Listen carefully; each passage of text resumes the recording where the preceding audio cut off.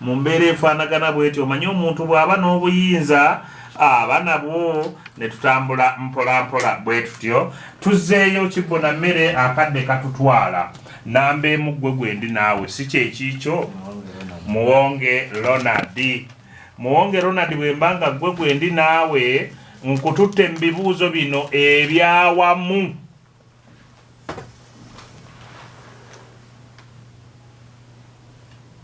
okuguga kyeki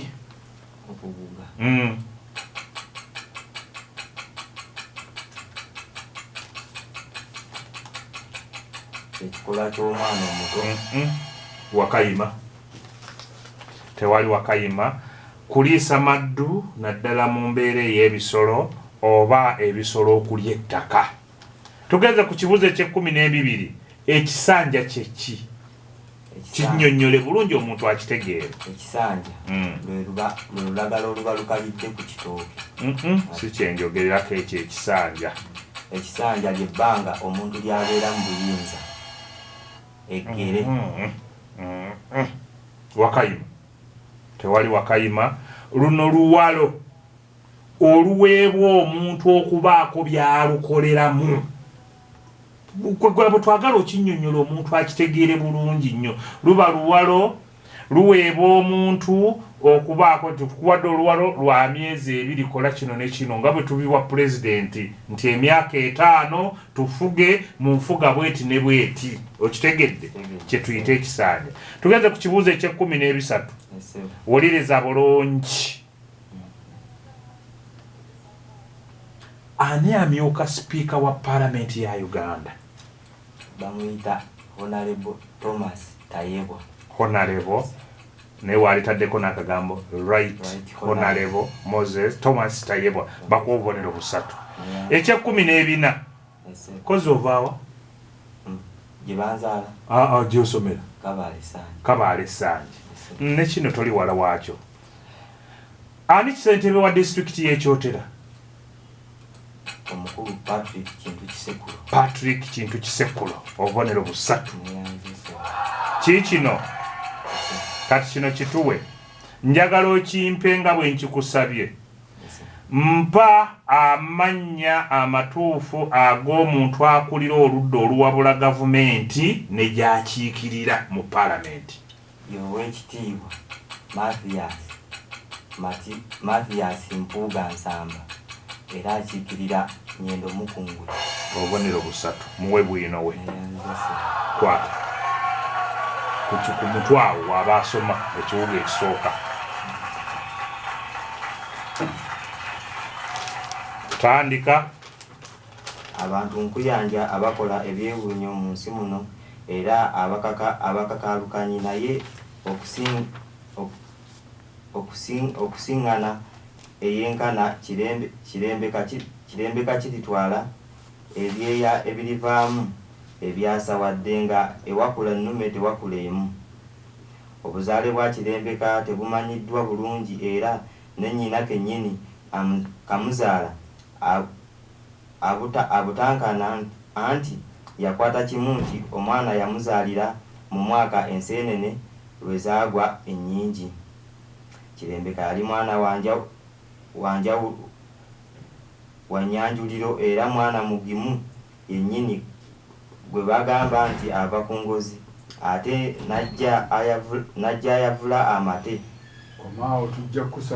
nja kwongera okukusala ennyo kuba nkusaze bulungi bakuwadde obubonero 5 obwa bwino tuula wali emabega musajja mukulu yingira emiguwa tegeka ekiwuga ekiddako eky'omukulu ono nkututte mu bibuuzo byo 5 ebisembayo okiwulidde njagala okakkana bulungi abawuliriza bakutegeeko zigwani sigawa erinnya eryo zito nnyo kale tugenze kabaka wa Buganda omwana omuwala gwasooka okuzaala aweebwa linnya ki olina obudde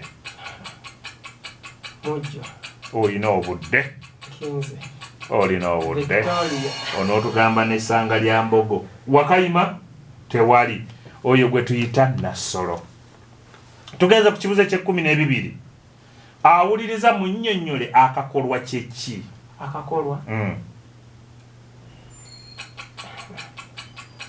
kaba kasolo ka muttale kituufu nti kasolo ka muttale naye keekaki Wakayima tewali Wakayima bonna bantunuulidde ako ke kabeera akatululume obutulume wali obulabyeko akamu ke tuyita akakolwa bubeera obungi bukolwa tugenze ku kibuuzo eky'13 ekibalaaju kyeki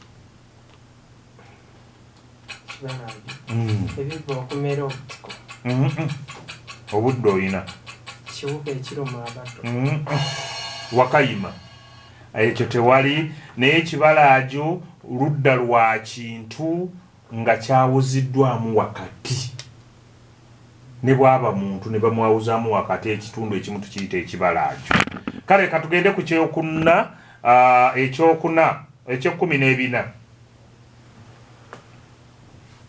mpa amannya gonna aga sipiika wa paalamenti ya Uganda.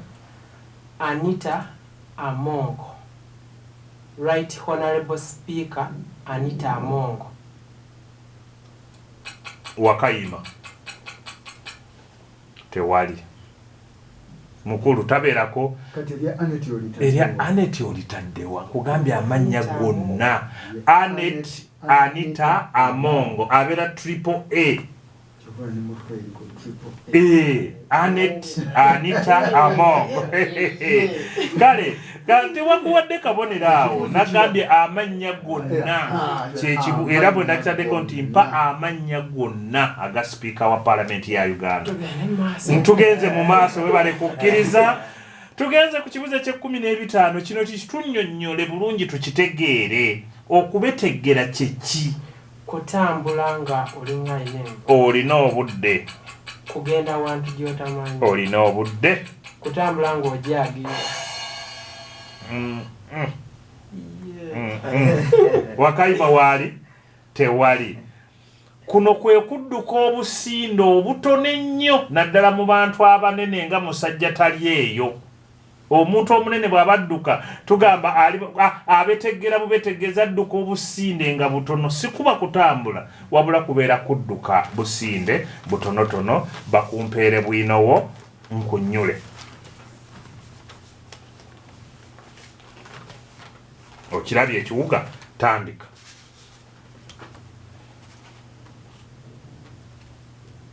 ebyokusoma kwe byali byakiyita mu luggya era bwe yamala ekibiina eky'ebimpeggere yasomayo emyaka emirala 4 kyokka n'akiddamu anti wulira ekimujja mu ssomero. Olunaku lumu Lugaba bwe yabumamulako eddiba Kirembeka n'anyeenya ng'ayolekera ku ssomero. Eggulo w'olunaku olukeesa luno omusomesa Kakembo abayizi gwe baali baatuuma Kalevu yali yabawadde ebibuuzo ebyokwegezaamu era n'abalabula nti ataweze bitundu 7 ku 100 omutaka w'Embuya wakumunyonyogera olw'okuba mutuuma abasomesa amannya bakuwadde obubonero 6 sebo baali bamukazaako lya Kalevu. Kale tweyanzeko omulungi awuliriza tukyatambula tugenze ku mukulu ani Kiganda Franka okuva Embiriizi St. Joseph Mary. Mwebale nnyo mwebalire ddala okubanga kwemuli ekibuuzo eky'11 Kiganda Franka ekigungu kyeki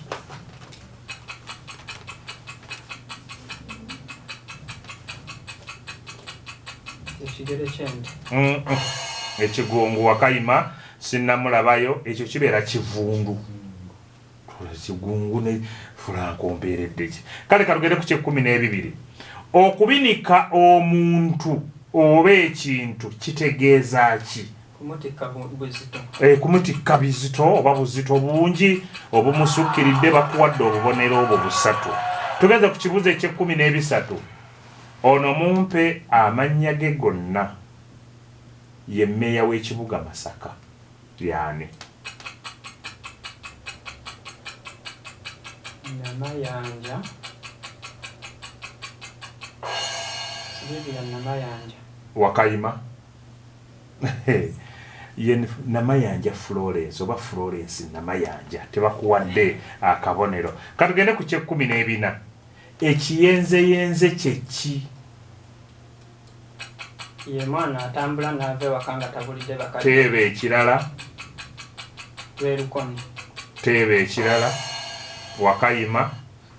Ekyo kyekifaananyi ky'omuntu mu nzikiza nga tosobola kumwetegereza bulungi nnyo oba ekisiikirize ky'omuntu mu nzikiza kye tuyita ekiyenzeyenze. Tugenze ku kibuuzo eky'15 nkunnyule. Okubejjereza ekintu kyeki. Okubeera ng'okyogerako nnyo. Tebe ekirala. Kusaasira kintu. Wakayima. Tewali. Okwo kwekwasa nsonga ezaayita edda mu kulemererwa. Towulirangayo n'olugero olugamba nti akola ki? Akola kya nti abejjereza omunyago. Sebwavu bwali bwadda abejjereza omuki niyo obwavu bwamugira ddala banzi banno nenga bamubba emyaka nga 10 nabanzi businga tebanzi singa ndi mugagga. Kwe kubejjereza ensonga ezaggwa kitegeeza kwesiba ku nsonga zagumuwe bwingi. Tugende mu maaso. Tandika ekiwuga ekyo kye bakuwadde ekyokusatu. Abayizi baba bali mu kibiina babeekuuza batigguka ng'eri balegesa bulegeya ng'obulali bayisa kuli ne zijja zireeta omusomesa Kalevu nga abagalidde empapula ez'ebibuuzo ezaali ziwedde okugolola okugattako akanywa k'emiggo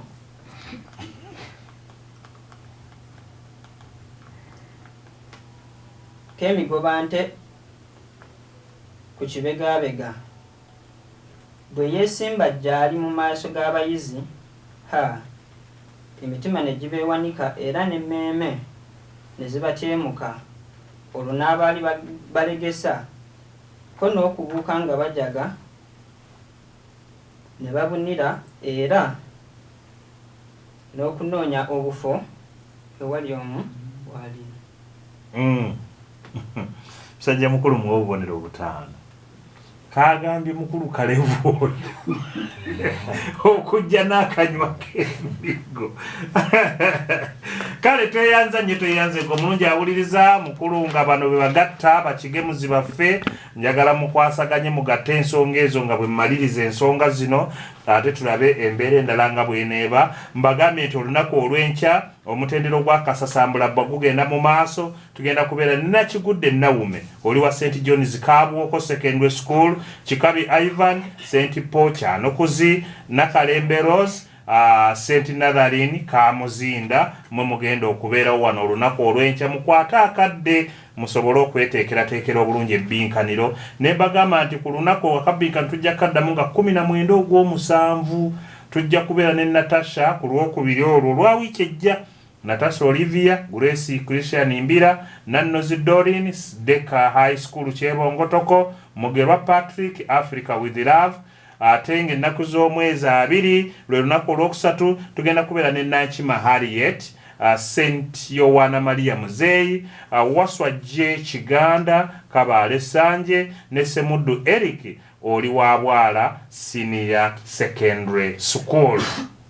Twagala okubategeeza nti empaka ez'akamalirizo tugenda kubeera wali Ebukomansimbi. Ebukomansimbi tugenda kubeerayo ng'ennaku z'omwezi 30 awo ku Kasaawe. Tubakoowola okuviira ddala wano Bukalasa, Kagnoni, ogende Kawoko, ogende wali Esseera, genda Butenga, ogende wali Ekigungumiko, ogende Nakaye, Ebukomansimbi, Lukuuku, Kitaasa, Mbuulire, Buyembe, Kagologolo, Ndalage, mwenna tubakoowola tukuŋŋaanira awo Ebukomansimbi ate tunyumirwe olunaku lwonna. Wagenda kubaawo ebirabo eby'okuwangula bingi ddala. Enteekateeka ejja kuba ngundiivu, tujja kusiibaawo olunaku lwonna mpaka kawungeezi nga tuwayamu. Abakozi ba leediyo Buddu bonna bajja kubaawo, ebintu byonna bijja kubeera ku mpewo, owangule ng'oli ku mpewo.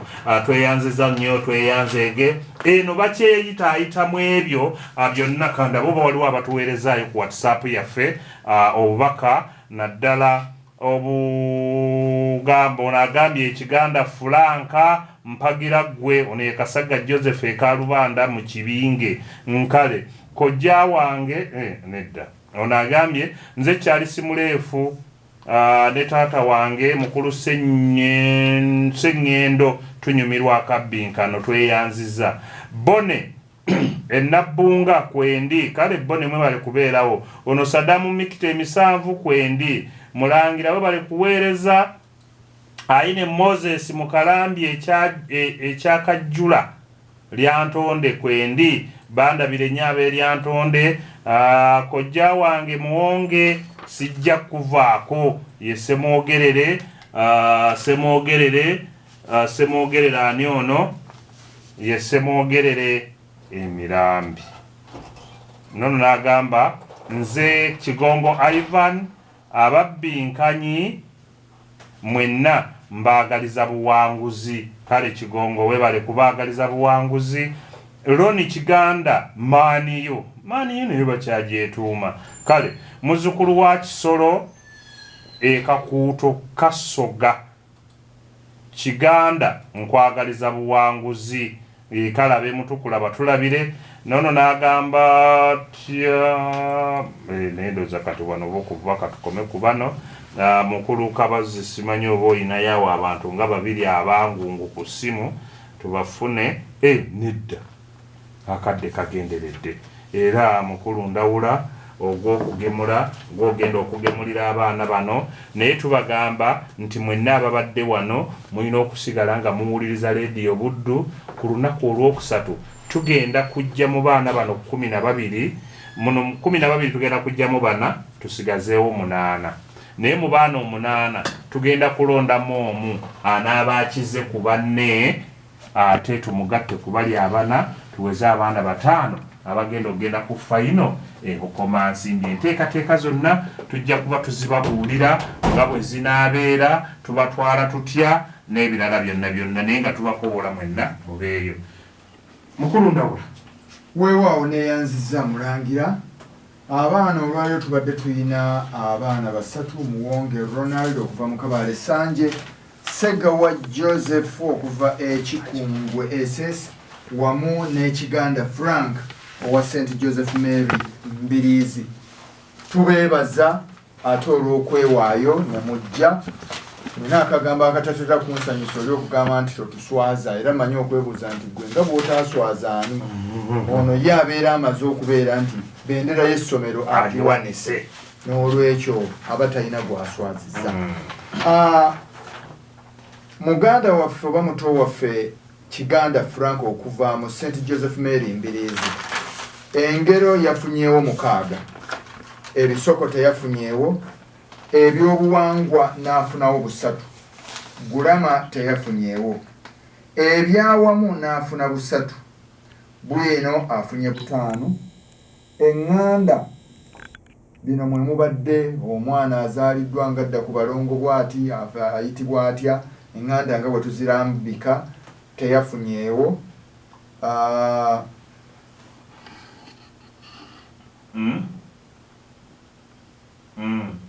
Teyafunyeewo. Ebirondeddwa n'alonda 2. Wakayima Kekacu yeekuba akasaale mu kigere ne tumusala 3. Kati n'abeera nga afunye omugatte gwa bubonero 19, bw'oggyako 3 n'aba nga asigazizza 16. Ssegawa Joseph okuva Ekikungwe, engero yafunye 6, ebisoko teyafunye, ebyobuwangwa teyafunye, gulama n'afuna 3, ebyawamu teyafunye, bwino n'afuna 6, eŋŋanda n'afuna 3, n'alonda 1, n'atya akasaale omugatte n'afuna obubonero 19. Muwonge Ronald okuva e Kabale Sanje, engero yafunye 9, ebisoko n'afuna 6, ebyobuwangwa n'afuna 6, gulama teyalonzeewo, ebyawamu n'afuna 9, bwino n'afuna 5, eŋŋanda n'afuna 3, ebirondeddwa oba wakayima n'afuna 3, naye kuba akasaale mu kigere. Omugatte n'abanga afunye 41, bw'oggyako 3 n'asigaza 38, era nga ye muyizi waffe asoose okwesogga oluzannya olw'akamalirizo. 38 Muwonge yozaayoza banno. Ate era titugenda kusukkaawo, tweyanze omulungi awuliriza atugoberedde. Njagala ababiri mugende wali wa muzzukulu wa Kisolo abawe ebirabo okuva mu bannaffe abayimuka Uganda. Yimuka Uganda bagamba nti balina ebikozesebwa mu bya factory. Ate namba 3 omwami namba 3 yani Ekiganda yatwala ekitabo kyaffe kiri bulijjo mubadde 2 bonna bagenda kufuna ebitabo. Tweyanziza Kayiira atuwa ebitabo ebyo, bonna bagenda kubawa ebitabo 2 muzzukulu wa Kisolo bwasazeewo. Bannaffe abayimuka Uganda bakugamba tusange wali ku Twin Tower al'omu namba 12, tukutendeke mu kukola ebintu ebinaakuyamba okufuna kasente. Ababinkanyi tugende wali gwe Muwonge yitawo bwoti ogende wali ku newsroom. Musule bulungi, Ssaabasajja Kabaka awangaale.